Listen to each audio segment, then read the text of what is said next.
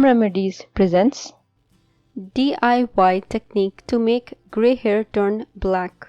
This week, if you are looking for something new to try for your hair, here is how alum or fitkari can help you.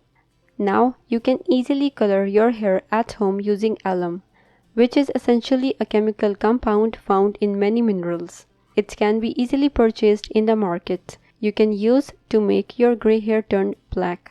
Let's see how to do it. Ingredients: alum powder 1 tablespoon, rose water as required to make a smooth paste. Procedure: make a fine paste of the two ingredients. Apply this paste on the hair and let it dry, after which you can wash it off normally. Do this every alternate day for at least 2 weeks and you will see the difference. Share your results in the comments. If you liked the video, hit that like button to give it more value and share it on your social networks to let others benefit from it too. Thanks for watching.